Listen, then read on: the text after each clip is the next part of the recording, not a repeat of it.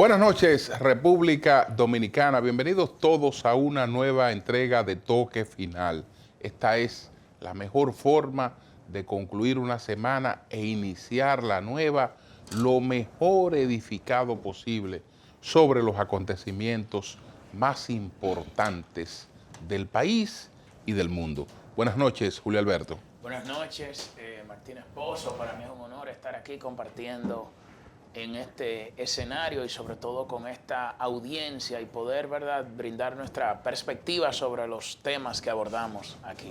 Por segunda vez consecutiva se ha producido un ataque vandálico al edificio del Congreso de la República en nombre de la lucha por la devolución de un 30% de los ahorros destinados a las pensiones, una lucha que cada vez se encuentra menos respaldada en términos racionales. En principio habían algunos políticos y legisladores que le hacían coro, que participaban, que eran partidarios de esta cuestión, pero en la medida en que se ha demostrado que eso no tendría ningún beneficio real sobre el bienestar de los trabajadores. Por el contrario, lo que haría sería deteriorar significativamente la posibilidad de una pensión digna mientras no transforma para nada la vida del que vaya a recibir 2 o 3 pesos que lo va a consumir en medio de todas estas cosas que está demandando una etapa de crisis, y ahí no está la solución. Pero bueno, estamos en una democracia y si hay gente que cree que eso es una solución y plantea y reclama eso, no hay ningún problema en que lo haga. Pero tiene que acogerse, tienen que acogerse a las reglas democráticas. Para eso tendría que haber una modificación de la Ley de Seguridad Social en el Congreso de la República. Si eso no se produce, desde luego, entonces el reclamo no va a prosperar. Lo más concreto, al margen de la modificación del marco jurídico, es, y eso lo explicó muy claro el gobernador del Banco Central, que el gobierno tendría que disponer de 173,000 millones de pesos en efectivo para otorgarle el 30% a los afiliados, como este reclamo vago que se está exigiendo en este momento. Y lo penoso de esto no es solo que se generen esas protestas, porque el problema es que en el contexto electoral que vivimos recientemente, esta fue una protesta que caló en los sectores populares. De hecho, la gente decía cuando uno iba a una provincia, ¿cuándo van a dar el 30% de los fondos de pensiones? Y cuando la prensa abordaba con este tema, algunos líderes políticos, estos reaccionaban de manera resbaladiza, no afrontaban de manera concreta esta situación por temor, diríamos, a las repercusiones que podría tener. Pero este fue un tema que caló y tomó mucha fuerza en el proceso electoral. Y es prácticamente imposible que se materialice. Y detrás de esas protestas no es verdad que hay un interés, diríamos, de reivindicación de parte de muchas personas que van ahí. Esos son actos políticos dirigidos. Pero ¿qué trabajador puede estar haciendo desorden en las mañanas? Es decir, esta es una situación son eventos políticos que ya está tomando, digamos, otro matiz. Y insisto, es la segunda vez que se produce un ataque vandálico a pedrada al Congreso, con ruptura de cristales y hasta heridas de algunas personas. Entonces, ¿qué es lo que pasa? Como se produjo la primera vez y no ocurrió nada, ahora se produce por segunda vez. Entonces vamos a reaccionar cuando le peguen fuego al edificio del Congreso. Bueno, pero fíjense, en Guatemala pasó. Cuando se produzca una tragedia ahí en el edificio del Congreso. Es que esas cosas, señores, no se pueden tolerar porque empiezan pequeñas y después van derivando en situaciones mucho más graves. Y hoy está el pretexto de que es por esta cuestión de la devolución del 30%, pero en un momento de crisis lo que más hay son motivos para la gente protestar. Entonces todo el que esté haciendo un reclamo se va a ir a sentir con derecho a agredir el edificio del Congreso. Entonces, señores, lo que estamos permitiendo de brazos cruzados es un relajamiento institucional que pudiera salirnos sumamente costoso. En Guatemala el año pasado quemaron el Congreso en medio de protestas exigiendo renuncia del presidente de ese momento. Y aquí se tomaron decisiones muy duras en un contexto de una lucha electoral que fueron muy criticadas por un sector de la prensa y de la sociedad, pero fueron efectivas en un momento determinado. Pacheco hacía una referencia ahora a propósito de esas protestas, entre comillas, en el Congreso, con relación a la ley 28-01, que se ha generado toda una controversia en torno a los incentivos que se le otorgan a las empresas que están establecidas en las zonas francas. Pero al margen de la disputa que hay en torno al contenido de esa ley, en el Congreso también se armaron supuestas protestas y Pacheco hacía referencia y decía que ellos saben quiénes están detrás de eso, porque no es posible que se debata una ley un viernes, se generen controversias y ya el domingo estén montando protestas en el Congreso. O sea, en un fin de semana organizaron toda una serie de actividades para supuestamente exigir la aprobación de esta ley y que se respeten los incentivos que han sido contemplados en esta ley. Entonces, desde el mismo Congreso se sabe, eso no es una sorpresa para nadie. Es un evento político. En cuanto a esa ley, desde luego, y esa es la posición que refleja un comunicado que publicó el presidente Luis Abinader, se van a mantener los incentivos a las empresas que están operando en las zonas fronterizas. Ahora bien, hay un poco de chantaje en el fondo detrás de todo esto, porque lo que se busca no son los incentivos a las empresas que están operando en la frontera. Lo que se pretende es que se acepte la competencia desleal, porque si tú instalas una empresa en la frontera, todos los incentivos que tú necesitas para instalarlo, perfecto.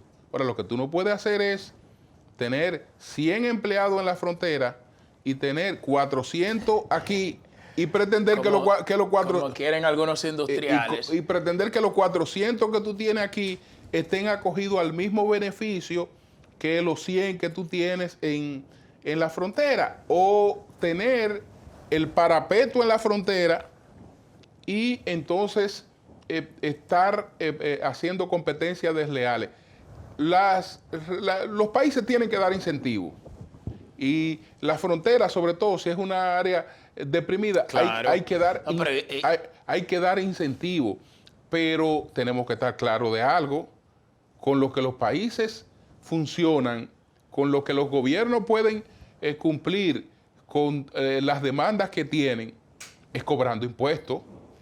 Es cobrando impuestos que los gobiernos pueden pagar los compromisos de la deuda, que los gobiernos pueden suplir la educación, que los gobiernos pueden comprar la vacuna para el COVID, dar medicina, una serie de cosas. Todo eso tiene que hacerse sobre la base de pagar impuestos. Entonces, yo no puedo tener una situación de que tengo unas empresas que están compitiendo, pagando todos sus impuestos, mientras acepto que otras se vayan a una zona supuestamente deprimida, de que operar allí, pero en el fondo quieren operarme donde no hay beneficio de esa ley. Eso sí no.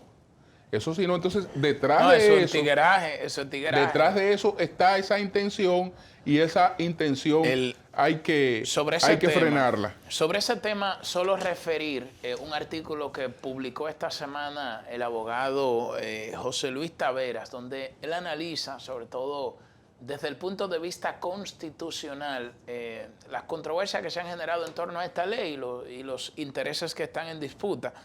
Y en ese sentido, el artículo 10 de la Constitución, que establece lo relativo al régimen fronterizo, dice lo siguiente: se declara de supremo y permanente interés nacional la seguridad, el desarrollo económico, social y turístico de la zona fronteriza. Lo voy a dejar hasta ahí para no leerlo completo, pero esta es una política de Estado, el incentivo y el desarrollo a la zona fronteriza, y los empresarios tienen que entender que esto es de supremo interés nacional.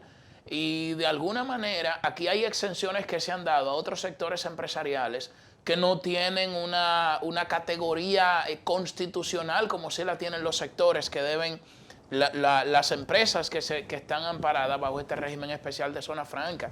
Esto es sencillo, esto no es difícil de entender. Lo que el gobierno quiere es, y lo que se ha asumido como una política de Estado desde el año 2001, que ha involucrado varios gobiernos, el del presidente Hipólito Mejía, el de Leonel, el de Danilo, y ahora el del presidente Abinader, es desarrollar esa zona. Pero Es desarrollarla, pero desarrollarla de verdad.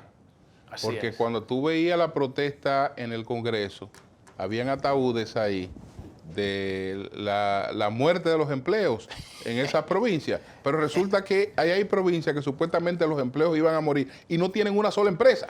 Pedernales. No tienen una sola empresa. Pedernales. No tienen una sola empresa identificada. Lo que quiere decir que si hay empresas, están operando fuera de ahí. Pero allá no, la gente no ve una sola de la que se esté acogiendo a ese beneficio. Entonces, no es verdad que van a morir los empleos. Es que no hay, es porque no se han creado ahí. Entonces, claro, usted quiere, estamos hablando de los incentivos para operar en la frontera, esos incentivos hay que mantenerlos. Estamos hablando de pretender usar esos incentivos para tú operar en Bávaro, para tú operar en el Distrito Nacional, para tú operar en cualquier otro mercado, para tú operar en Santiago, sin... Ah, no, espérate, porque ya las instalaciones que tú tienes en Santiago, las que tienes en Bávaro, las que tienes en Santo Domingo, tienen que estar en las mismas condiciones que las tienen las otras empresas. Y eso es otra cosa. Bueno, vamos a hacer una primera pausa comercial, Julio Alberto, para que veamos, además de estos temas que hemos tratado, cuáles fueron los 10 temas más importantes de esta semana. Adelante.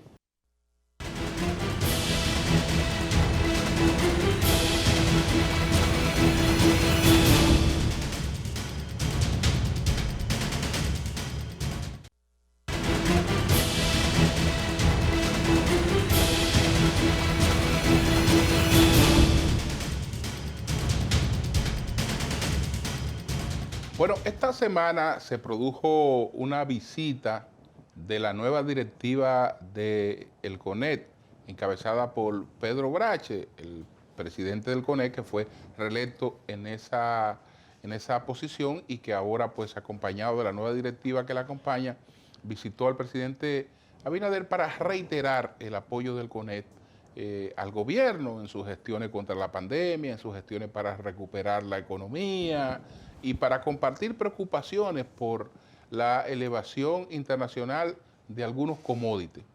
Entonces, yo reitero que tanto el CONET como el gobierno, lo que denominamos aquí como el gran empresariado junto con el gobierno, tienen que detenerse a ver lo que está pasando en las bases de la cadena de distribución, porque ahí se están produciendo situaciones que terminan también afectando toda la economía e incluso a las grandes empresas, porque para mí las grandes empresas no existen al margen de miles de microempresas. La Cervecería Nacional Dominicana no son esas instalaciones grandes con muchos camiones y remolcadores que vemos gigantes, ¿no? La Cervecería Nacional Dominicana son miles de colmadones. Si ahí la cosa anda mal en esa estructura de base, eso va para arriba, pero esa no es la cervecería, esas son todas las grandes empresas, eso es Mercasí, eso es Rica, eso es cualquier gran empresa que usted la vea como una empresa inmensa de la economía, vive de esas ramificaciones que tiene la economía en su base, y como esas ramificaciones en estos momentos no andan bien, entonces en lo general no vamos a andar bien. Entonces hay que diseñar políticas para auxiliar lo que está ocurriendo en la parte, digamos, más baja de los canales de producción, de distribución, porque ahí hay serias dificultades. Así es. Bueno, en otro sentido, la unidad de inteligencia de The Economist elaboró su informe donde evalúan la calidad de la democracia. Este es un informe que se elabora anual desde el año 2006. Son una serie de indicadores, en total 60 indicadores que se agrupan dentro de 5 categorías. Las categorías son el proceso electoral, el pluralismo en una democracia, la participación política y el funcionamiento del gobierno. Y quiero resaltar que de este informe, a pesar de que ha habido una regresión a nivel mundial en la calidad de la democracia, es decir, de la unidad de inteligencia de The Economist, que se explica por las medidas restrictivas de libertad que tuvieron que tomar todos los estados del mundo, nos estamos refiriendo por supuesto en este caso a los estados democráticos, para, diríamos, evitar la propagación del virus y cumplir con el confinamiento. Ahora, hay un dato muy interesante y que es el dato que me interesa resaltar, porque a menudo nosotros escuchamos que la democracia dominicana es muy débil, que nosotros hemos retrocedido, que aquí ha habido una dictadura, que en nuestro país, una serie de cosas. Y este informe resalta lo siguiente, dice que desde el año 2006 la democracia en distintos países de América Latina ha ido retrocediendo, pero en 11 países ha habido una mejoría importante. Y dentro de los 11 países que ha habido una mejoría en el índice de calidad de la democracia de esta unidad de inteligencia de The Economist, incluyen a la República Dominicana. Es decir, que nosotros hemos mejorado en materia de pluralismo político, en materia de respeto a las libertades civiles y sobre todo, que esta era la que quería resaltar, en la calidad del proceso electoral. En la República Dominicana vimos una transición pacífica, ordenada en el reciente proceso electoral, un cambio de gobierno que no generó traumas de ningún tipo. Así es. Bueno, pues vamos a presentar de inmediato cuáles fueron los 10 temas más importantes de esta semana, además de los temas que ya hemos mencionado. Adelante.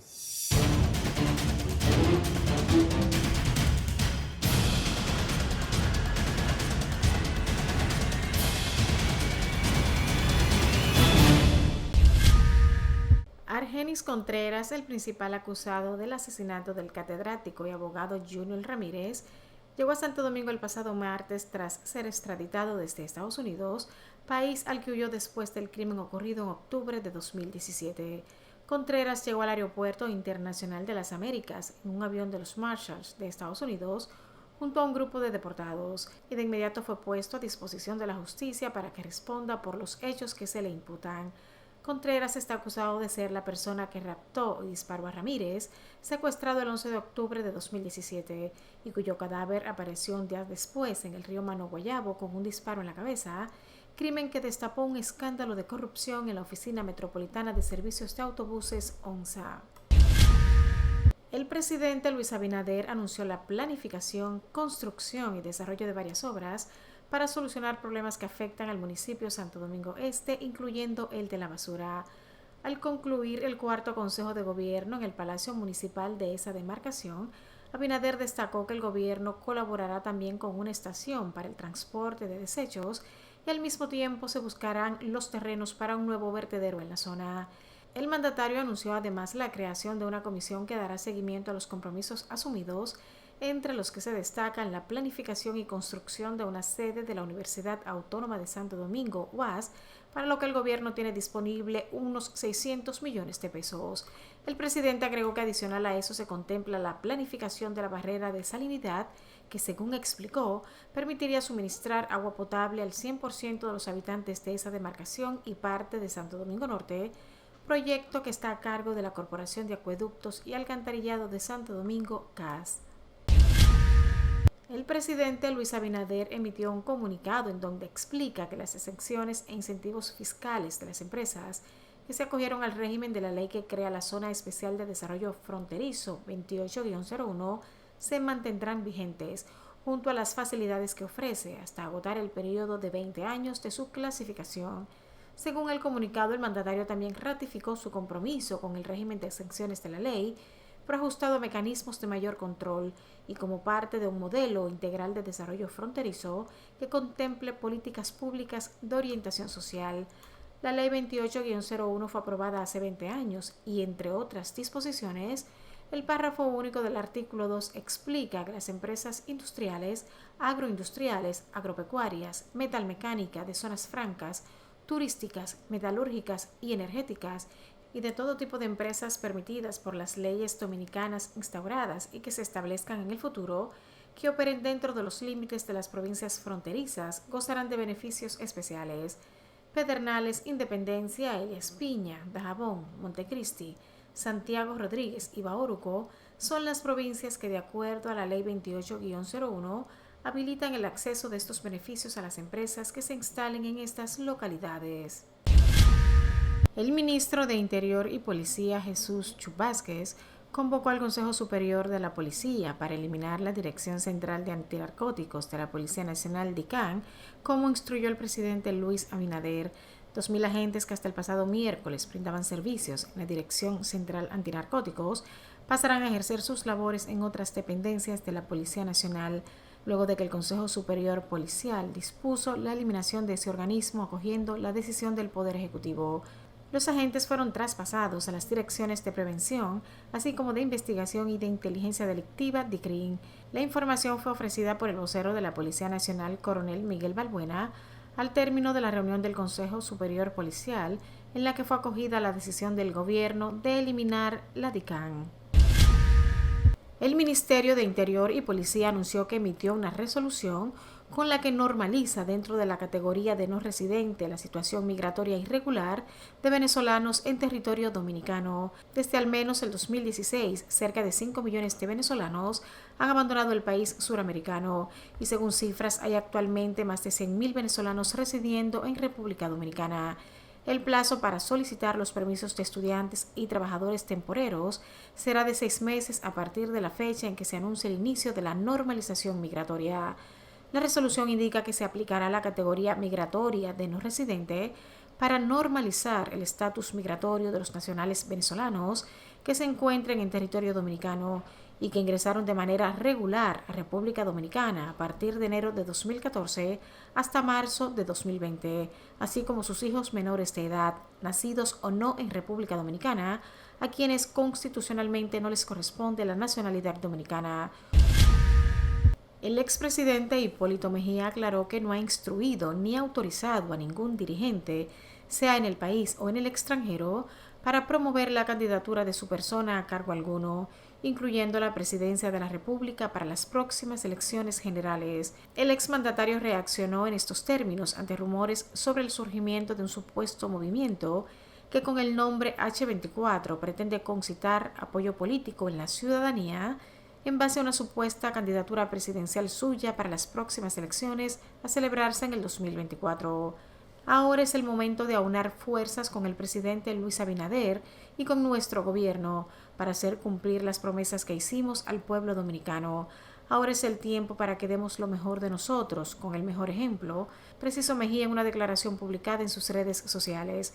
Mejía enfatizó que está empeñando todos sus esfuerzos para que el país pueda superar con éxito la profunda crisis heredada del anterior gobierno, responder con medidas oportunas a los embates de la pandemia del coronavirus y cumplir con el compromiso de procurar que los dominicanos tengan mejores oportunidades para alcanzar el progreso que todos merecen. El alcalde de Los Alcarrizos, Cristian Encarnación, denunció que presuntamente la vicealcaldesa de ese municipio, Yaciris Concepción Sánchez, devenga 86,000 pesos en la Federación Dominicana de Municipios, FEDOMU, más su salario como funcionaria. A través de un audiovisual, Encarnación dijo que había notificado sobre la situación a la directora de Ética e Integridad Gubernamental, Milagros Ortiz Bosch, explicando que un servidor del Estado no puede cobrar en dos lugares. En ese sentido, Encarnación pidió a Concepción Sánchez devolver el dinero que supuestamente ha obtenido de FEDOMU durante un aproximado de 8 meses. En tanto, la vicealcaldesa denunció que 2 hijos del alcalde de Los Alcarrizos figuran nombrados en ese ayuntamiento devengando sueldos que oscilan entre los 30 y 40 mil pesos. Tras el escándalo, el Ayuntamiento Municipal de Los Alcarrizos informó a través de un comunicado de prensa que desde la noche del pasado martes quedaron desvinculados de la nómina y fuera del ejercicio de sus funciones Juliana Margarita y Cristian Jr., ambos hijos del alcalde Cristian Encarnación. De su lado, Encarnación reconoció que fue un desacierto y que no volverá a ocurrir. La Dirección General de Aduanas dispuso la cancelación de Antonio Gómez Díaz, encargado de esa institución en Santiago, acusado de agresión sexual contra una mujer.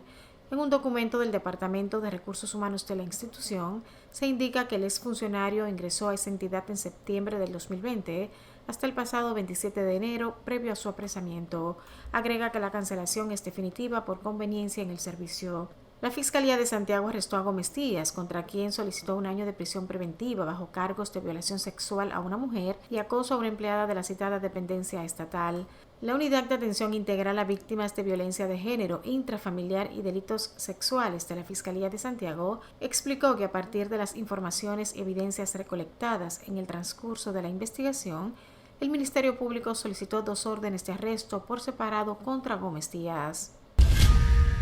El juez Franny González Castillo de la Cuarta Sala de la Cámara Penal del Distrito Nacional descargó al general de la Policía Nacional José Acosta Castellanos de la acusación de haber abusado sexualmente de una menor y condenó a 5 años de prisión suspendida por el mismo caso al coronel Ángel Antonio Bautista Piña. González Castillo dictaminó que no encontró indicios de culpabilidad contra el general Acosta Castellanos.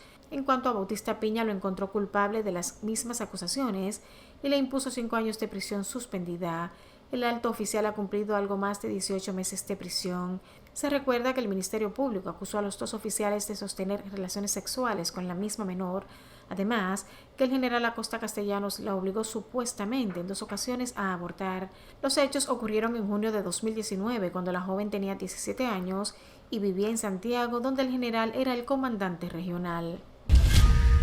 Finalmente, Haití vivió nuevamente jornadas de paralización de actividades impulsada por los principales sindicatos de transporte, con el apoyo de organizaciones de la sociedad civil, en la que denuncian el clima de inseguridad, violencia y el aumento de los secuestros.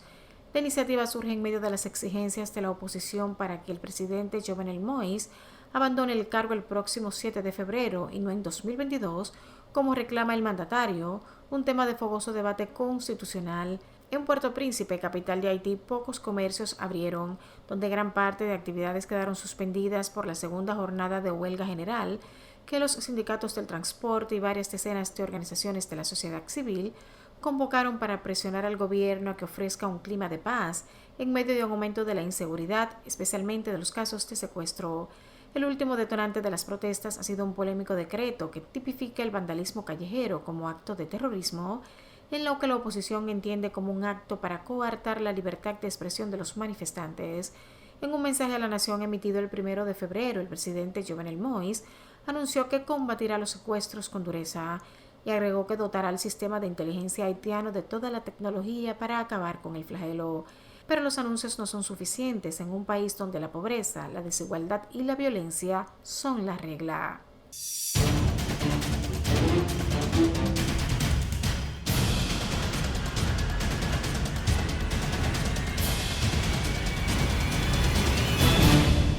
Bueno, vamos a una pausa comercial y regresamos en breve con más contenido de Toque Final.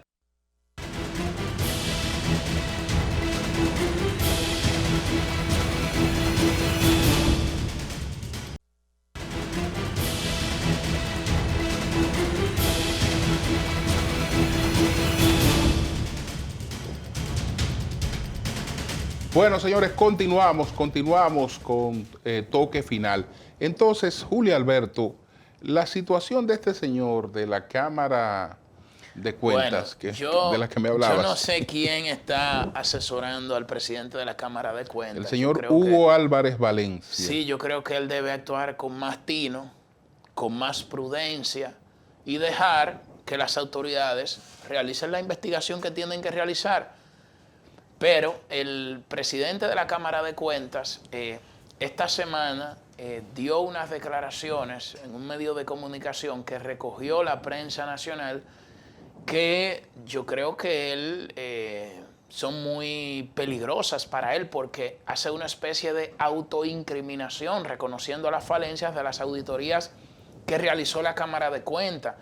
Y el problema del presidente, diciendo lo que voy a plantear brevemente, textualmente lo que él dijo, es que él le da aquiescencia entonces a las críticas que se habían vertido en contra de esa institución, incluso hasta por el mismo presidente de la República, que criticó de manera severa el desempeño de la Cámara de Cuentas. Muchos sectores se sumaron a esa crítica, otros las cuestionaron porque, bueno, un poder del Estado atacando a otro poder del Estado, a un órgano extrapoder, como en este caso es la Cámara de Cuentas.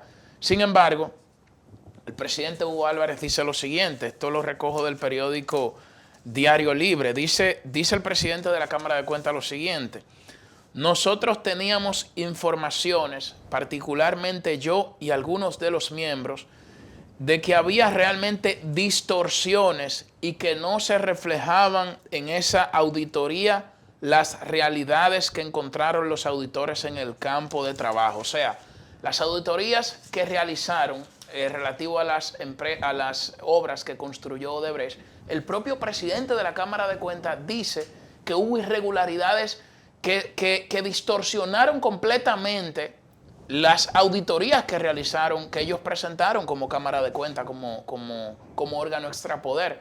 Entonces esto es bastante, diríamos, cuestionable en un contexto donde el Ministerio Público ha dicho que la propia Cámara de Cuentas ha obstruido la investigación que está realizando el Ministerio Público. Yo creo Entonces, que este señor sufrió un trauma. Él no está bien. Después de aquel si esto discurso, lo toman literal las autoridades, él tiene problemas.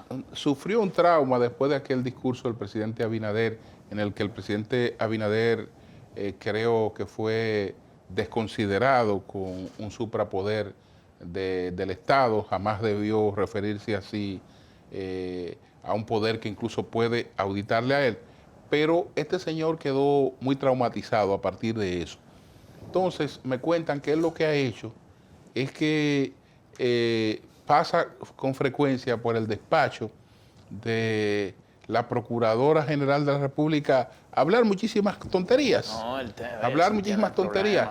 De manera tal que yo no sé cómo ella, de una de esas conversaciones que ha sustentado con él, no ha llamado a un juez de atención permanente para presentarle medidas de coerción. Bueno, porque lo que este hombre ha planteado y vive planteando son cosas totalmente autoincriminatorias con la que él pretende que va a salvar su responsabilidad. Mire, de cualquier cosa que haya ocurrido ahí, usted es el principal responsable, porque usted era el presidente de la Cámara de Cuentas. Entonces, cualquier situación que pueda sugerir algún tipo de irregularidad, usted es responsable. Mira.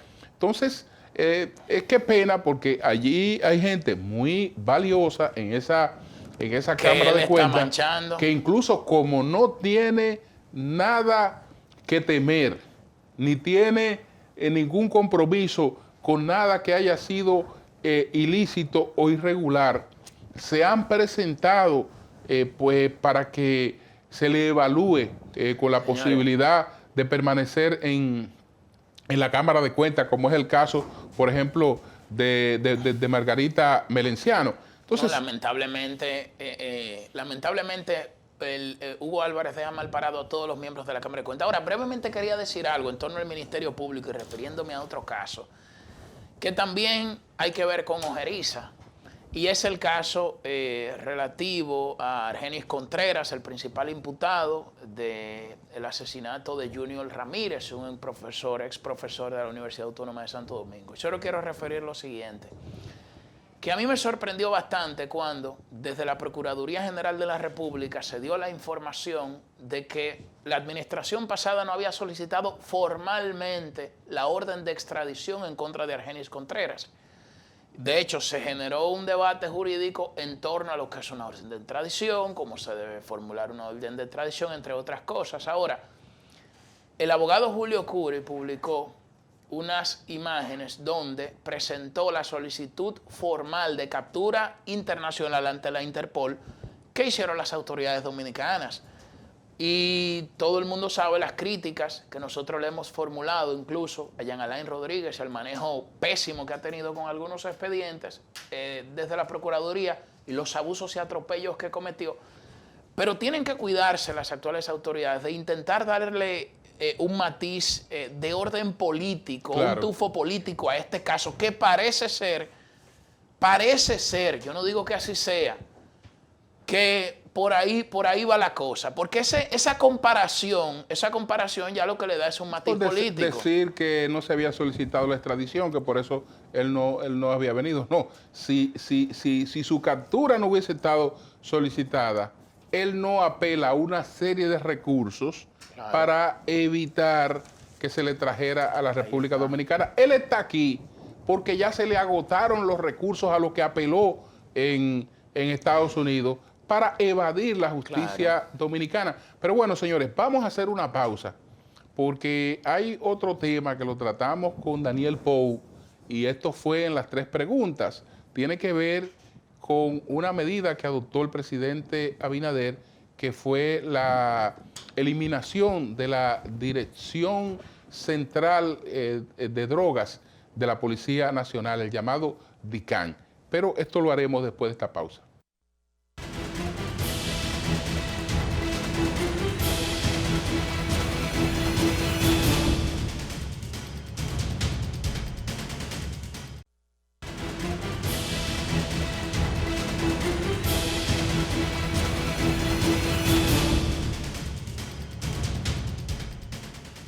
Bien, señores, vamos a presentar de inmediato las 3 preguntas formuladas a Daniel Pou, experto en materia de seguridad, sobre los efectos de la eliminación de la DICAN dispuesta por el presidente Abinader. Adelante.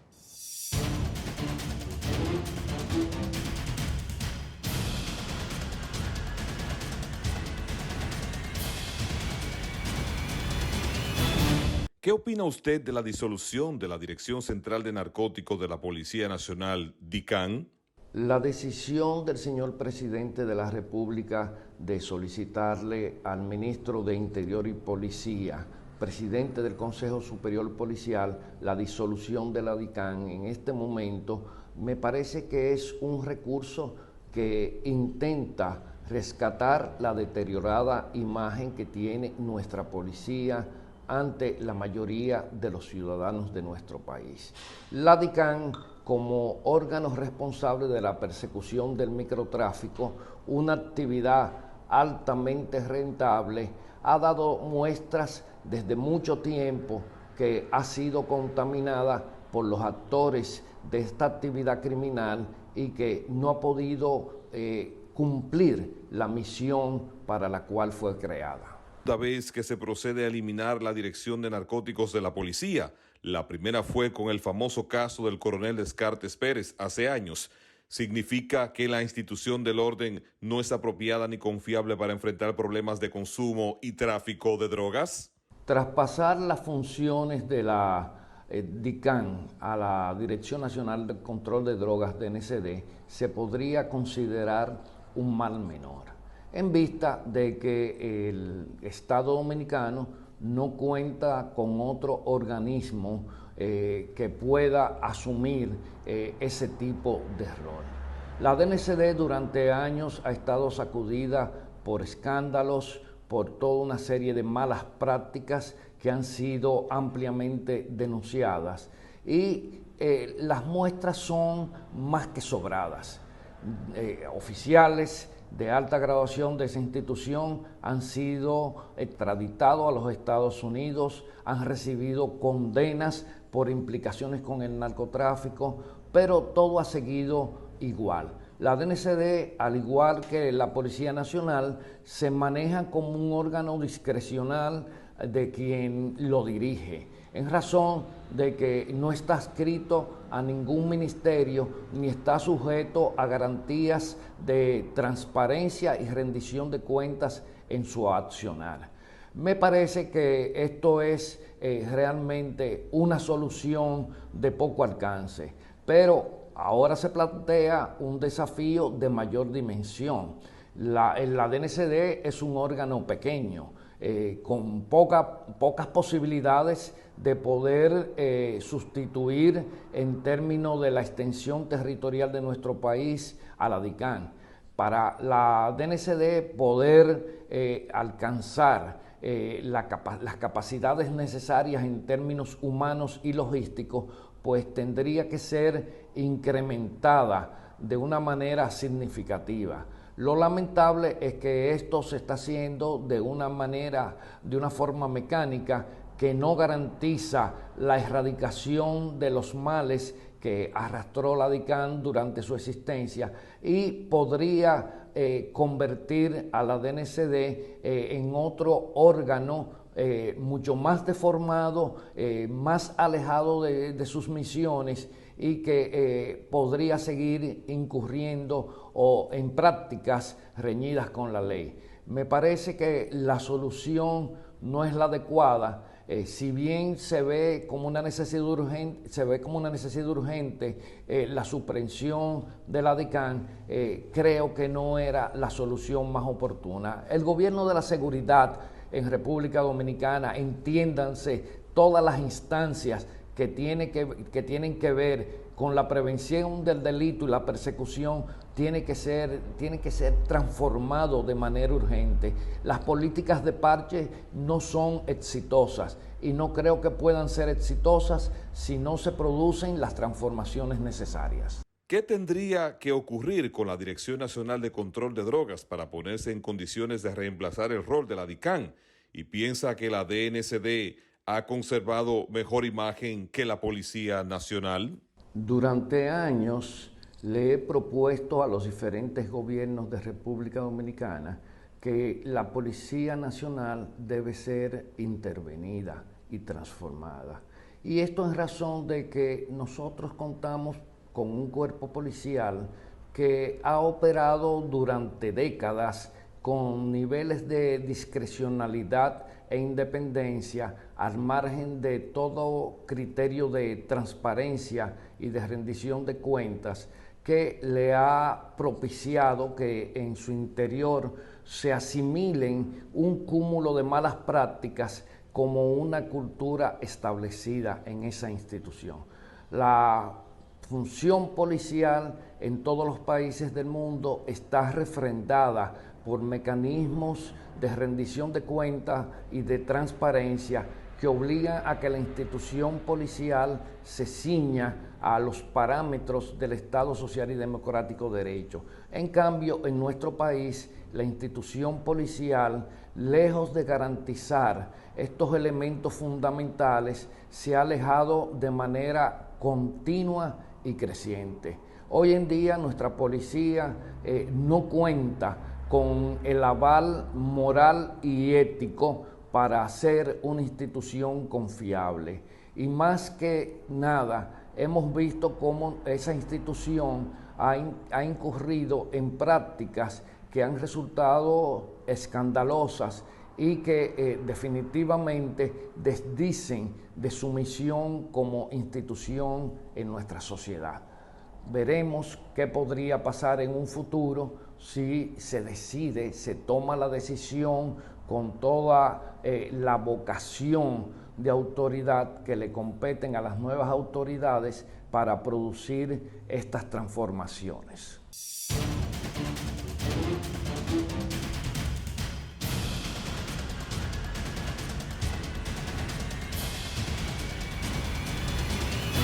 Vamos a un receso comercial y en breve regresamos con la parte complementaria de Toque Final.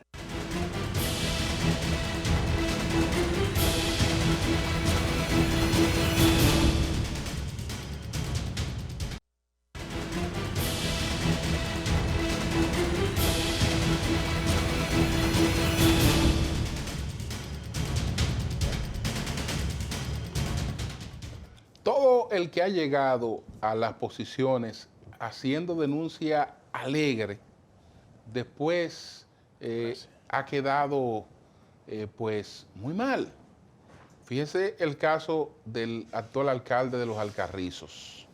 El actual alcalde de Los Alcarrizos, Cristian Encarnación, llegó denunciando que el alcalde anterior se había llevado el escritorio. Una cuestión, una fábula total, porque el mismo escritorio sobre el que él hizo la denuncia era el que usaba el actual alcalde. Pero ese alcalde que hizo esa denuncia, él no sabía que el nepotismo, es decir, que tener a 2 hijos nombrados como los principales ejecutivos del ayuntamiento era nepotismo. Él no lo sabía, eso.